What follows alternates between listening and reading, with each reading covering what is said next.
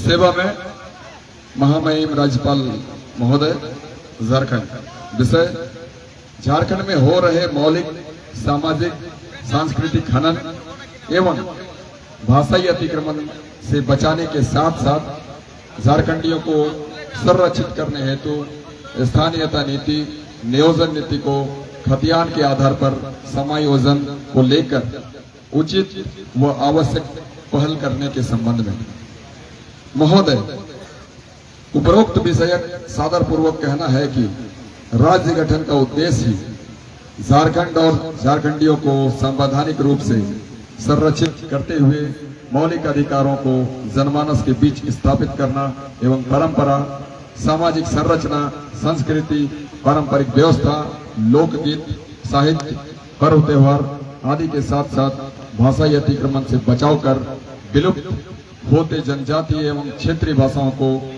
प्रोत्साहित कर पुनर्स्थापित करना था। आज के परिप्रेक्ष्य में झारखंड एवं झारखंडियों का उत्थान सर्वांगीण विकास अवरुद्ध हो गया है, क्योंकि भाषाई अतिक्रमण को प्रोत्साहित कर बनाए गए नियोजन नीति में पूरे देश के अभ्यर्थियों के लिए तुष्टीकरण के तहत झारखंड राज्य में किसी भी तिथि में आकर 10वीं 12वीं उत्तीर्ण करने वालों के लिए द्वार खोलने से मूल रैयत झारखंडियों की भावना के विपरीत हक अधिकार से वंचित होना पड़ेगा। स्थानीय नीति खतियान आधारित परिभाषित नहीं होने से राज्य गठन के 21 वर्षों तक बगैर झारखंडी के पहचान के नियुक्तियों में मूल रैयत वासगीत झारखंडियों के भविष्य पर प्रश्न चिन्ह लगता रहा है।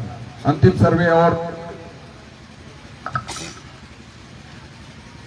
10वीं 12वीं उत्तीर्ण कभी एक बराबर मानक नहीं हो सकता। खतियान आधारित स्थानीयता व नियोजन नीति मूल झारखंडियों की वास्तविक पहचान है।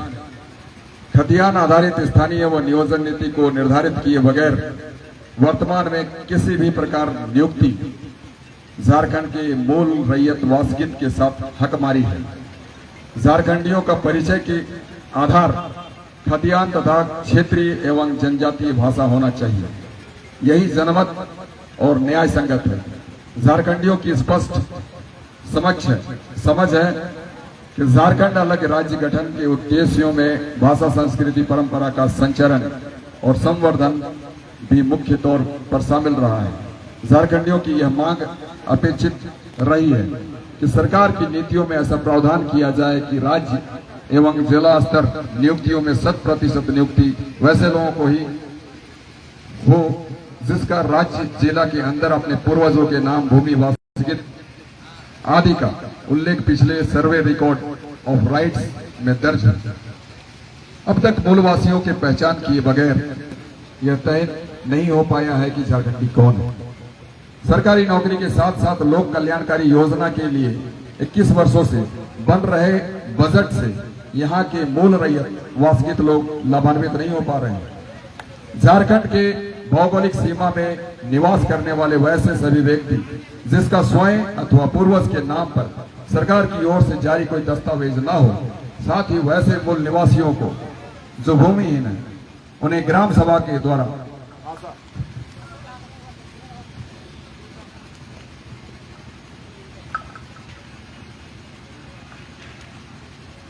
सांस्कृतिक सभ्यता के आधार पर पहचान किए जाने पर ही स्थानीय माना जाए। जो भी व्यक्ति सूबे में व्यवसाय करना चाहता है उन्हें वहां की स्थानीय परिस्थितियों एवं भाषा परंपरा का पर्याप्त ज्ञान होना चाहिए। ग्राम सभा द्वारा प्रमाणित वैसे आवेदक या उसके पूर्वज पीढ़ी दर पीढ़ी शहरी क्षेत्रों में रह रहे हैं और स्थानीय परिस्थितियों जैसे स्थानीय भाषा, रीति रिवाजों के परिचित हैं, तो इस आधार पर स्थानीय व्यक्ति का प्रमाण पत्र प्राप्त करने के लिए पर्याप्त होगा।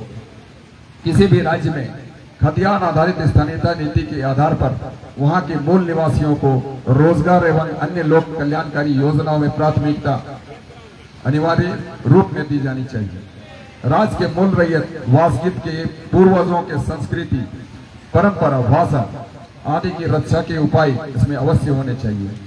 बिहार सरकार द्वारा श्रम एवं रोजगार विभाग के निदेशालय से संयुक्त सचिव मुख्तार सिंह द्वारा जारी 3 मार्च 1982 को पत्र संख्या 3/, स्थानीय निवासी 5014/81-806 में पिछले अंतिम सर्वे के आधार पर दर्ज पूर्वजों के नाम से जमीन वासगित आदि के उल्लेख हो, उन्हें ही मूल रूप में स्थानीय माना गया है। साथ ही उन्हें राज्य के तृतीय एवं चतुर्थ वर्गीय नियोजन में प्राथमिकता का आधार भी दिया जाता है। बिहार राज्य से झारखंड अलग हुआ और बिहार राज्य की तमाम नीतियों को यहां अंगीकार कर लिया गया, लेकिन अंतिम सर्वे आधारित स्थानीय नीति को झारखंड में अब तक अंगीभूत नहीं किया गया।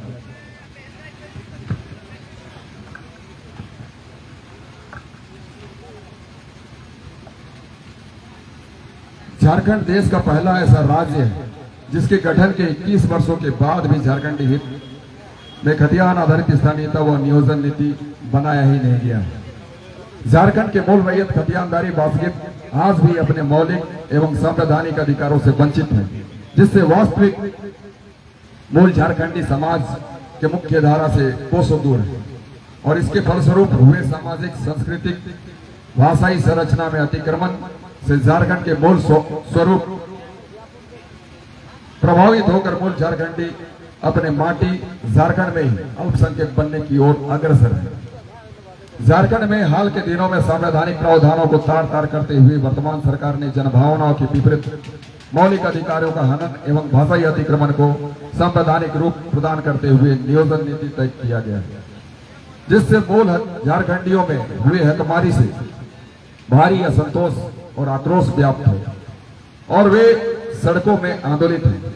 विदित हो, किसी भी राज्य की मूल भाषा वहां के रैयतों के द्वारा बोली जाने वाली मातृभाषा होती है।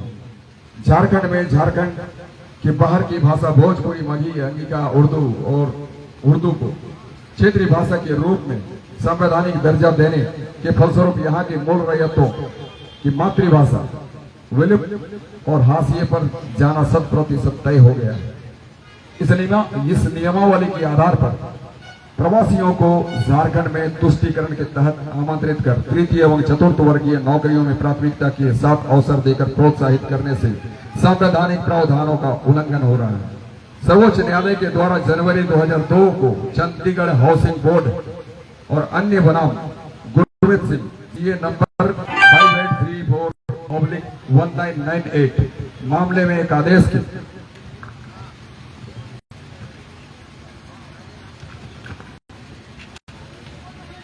आलोक में स्पष्ट किया गया है कि किसी भी व्यक्ति को 2 राज्य का स्थायी निवासी होने का अधिकार नहीं है। वह केवल एक ही राज्य का मूलवासी हो सकता है।